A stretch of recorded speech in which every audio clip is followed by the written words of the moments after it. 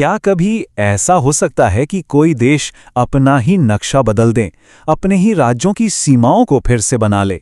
सुनने में अजीब लगता है ना? पर भारत के संविधान में इसका जवाब छिपा है। आज हम कॉन्स्टिट्यूशन के उसी दिलचस्प हिस्से यानी पार्ट 1 को समझने वाले हैं। ये वो नियम हैं जो भारत को अपना नक्शा बदलने की एक अनोखी शक्ति देते हैं। तो सवाल ये है कि क्या किसी देश के पास अपने नक्शे के लिए एक एडिट बटन हो सकता है? और आपको जानकर हैरानी होगी कि भारत के मामले में जवाब है हाँ, बिल्कुल हो सकता है। और ये कोई बाहरी शक्ति नहीं, बल्कि हमारे संविधान ने ही हमें दी है। तो चलिए देखते हैं कि ये काम कैसे करता है।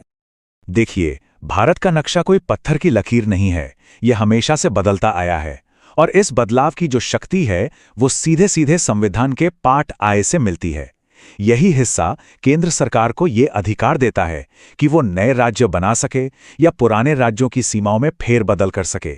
तेलंगाना, झारखंड, छत्तीसगढ़ ये सब इसी शक्ति के सबसे ताज़ा उदाहरण हैं। तो नक्शा बदलने की इस पूरी प्रक्रिया को समझने के लिए हमें एक कदम पीछे जाना होगा। सबसे पहले ये समझना होगा कि संविधान की नज़र में भारत आखिर है क्या। इसकी परिभाषा हमें मिलती है आर्टिकल 1 और 2 में, जो इस पूरी व्यवस्था की नींव है। आर्टिकल 1 की पहली ही लाइन सब कुछ कह देती है। इंडिया यानी भारत राज्यों का एक संघ होगा। यहाँ राज्यों का संघ यानी यूनियन ऑफ स्टेट्स शब्द का इस्तेमाल बहुत सोच समझ कर किया गया है। इसका मतलब है कि भारत सिर्फ राज्यों का एक समूह नहीं है, बल्कि एक ऐसा संघ है जिससे कोई भी राज्य अपनी मर्जी से अलग नहीं हो सकता। यह एक अटूट बंधन है। तो संवैधानिक रूप से भारत का क्षेत्र यानी टेरिटरी ऑफ इंडिया 3 हिस्सों से मिलकर बनता है। पहला, सभी राज्यों के इलाके, दूसरा, केंद्र शासित प्रदेश यानी यूनियन टेरिटरीज, और तीसरा, कोई भी ऐसा इलाका जिसे भविष्य में भारत हासिल कर सकता है।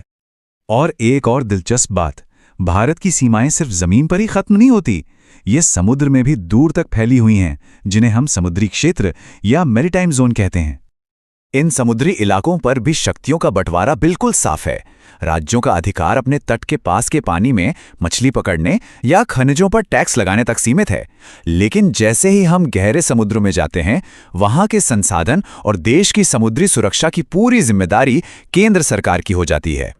तो चलिए, अब जब हमने ये समझ लिया है कि भारत क्या है, तो वापस आते हैं हमारे सबसे अहम सवाल पर।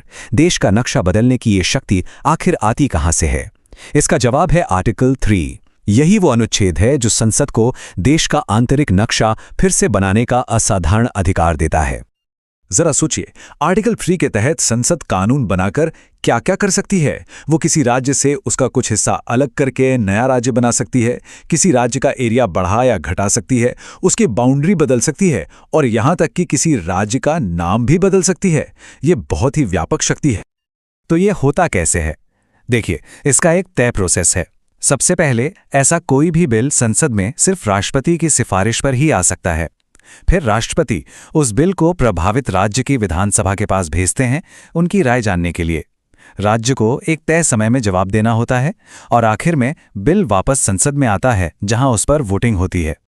इस पूरी प्रक्रिया का सबसे दिलचस्प और सबसे जरूरी पहलू संविधान में लिखे इन चंद शब्दों में छिपा है, उस पर अपने विचार व्यक्त करने के लिए। यही शब्द राज्य की भूमिका को पूरी तरह से साफ कर देते हैं। ध्यान दीजिए, यहां सबसे जरूरी शब्द है विचार, सहमति नहीं। और बस इसी एक शब्द से सारा खेल बदल जाता है। इसका मतलब साफ है, संसद को राज्य की राय पूछनी तो पड़ेगी, ये जरूरी है, लेकिन वो उस राय को मानने के लिए बिल्कुल भी मजबूर नहीं है। अंतिम फैसला हमेशा और हमेशा संसद का ही होगा। अब एक सवाल दिमाग में आता है, किसी राज्य का नक्शा बदलना ये तो बहुत बड़ा फैसला है, तो क्या इसके लिए संविधान में संशोधन करने जैसी मुश्किल प्रक्रिया अपनानी पड़ती होगी? जवाब है नहीं। और इसका कारण है आर्टिकल 4, जो इस काम के लिए एक तरह का संवैधानिक शॉर्टकट देता है। यहीं पर हमें संविधान में बदलाव के 2 तरीकों का फर्क समझना होगा। एक तरफ किसी राज्य की सीमा बदलने जैसे कानून के लिए संसद में सिर्फ साधारण बहुमत चाहिए, यानी 50% से ज्यादा वोट।